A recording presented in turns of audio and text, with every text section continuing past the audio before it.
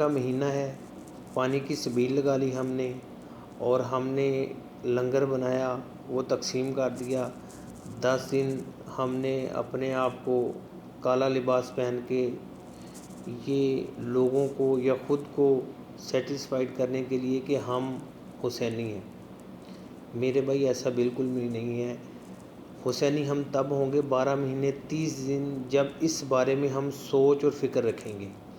امام علیہ السلام کی شہادت کس لیے ہوئی، کیسے ہوئی، بلایا گیا دھوکے سے، ٹھیک ہے۔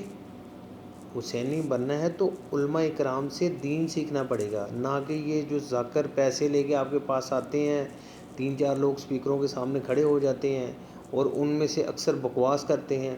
اور اس کے لیے میں جو فقہ جعفریہ کے علماء اکرام ہیں ان سے ریکویسٹ ہے کہ ان کو لگام ڈالیں، اس پہ کنٹرول کریں۔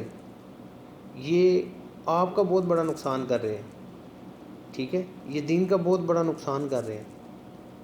مجھے کسی چیز کا علم نہیں ہے تو میں ایسے بولنا شروع کر دوں، کل مجھے کوئی پوچھے کہ ہاں میں بولوں کہ میں نے تو وہاں سے سنا تھا، میں نے تو وہاں سے سنا تھا، یہ اتھینٹک نہیں ہے، یہ قرآن اور حدیث سے نہیں ہے۔ قرآن اور حدیث سے جو بات ثابت ہے وہ کرنی چاہیے۔ علماء اکرام کو، اہل تشیع حضرات کو میری یہ ریکویسٹ ہے، ان لوگوں کو لگام ڈالیں، ان کو پٹا ڈالیں۔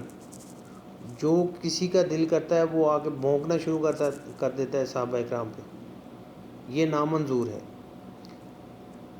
ہم اہل بیت خلفائے راشدین آپ صلی اللہ علیہ وسلم کے صحابہ اکرام کی توہین بالکل برداشت نہیں کریں گے۔ الحمدللہ ہم نبی کا کلمہ پڑھنے والے ہیں، علی کو ماننے والے ہیں، حضرت امام حسن حسین کو ماننے والے ہیں، 72 تن کو ماننے والے ہیں، ٹھیک ہے۔ اس کا مطلب یہ نہیں ہے کہ آپ 10 دن کالے کپڑے پہن کے جو دل کرے آپ کسی پہ فتویٰ لگانے شروع کر دیں۔ آپ کے گھروں میں، آپ کے ماں باپ میں، آپ کے بہن بچوں میں، گھروں میں، کھانے میں، پینے میں، آپ کی حرکات اور سکنات میں پتہ چلے کہ آپ حسینی ہیں۔ اور یہ صرف 10 دن نہیں، 12 مہینے 30 دن 24 گھنٹے یہ پتہ ہونا چاہیے، اور اس چیز کا احساس ہونا چاہیے ہمیں 12 مہینے 30 دن کہ انہوں نے حق اور سچ پہ قربانیاں دی، اور ہم نے حق اور سچ بولنے کی کوشش کرنی ہے آج سے۔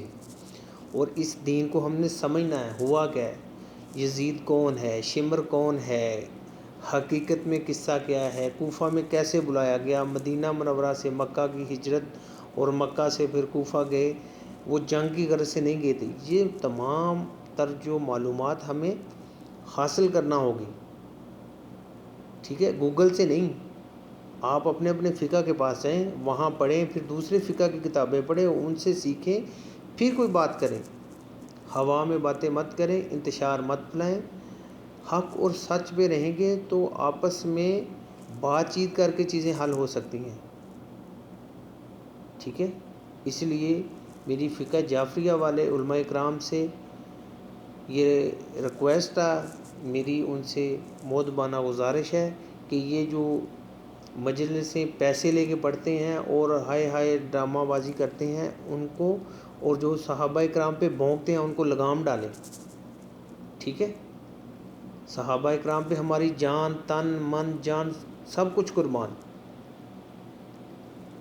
حسینی علی کو ماننے والے کے لیے ہمیں ان کی ضرورت نہیں ہے کہ یہ ہمیں سنتیں دیں گے تو ہم پھر حسینی ہیں، ہم پھر علی والے ہیں۔ الحمدللہ ہم نے اپنے نبی کا کلمہ پڑھا ہے، انہوں نے حق اور سچ کہا ہے، اس کو سنتے ہیں اور سمجھنے کی کوشش کرتے ہیں اور اس پہ عمل کرنے کی کوشش کرتے ہیں۔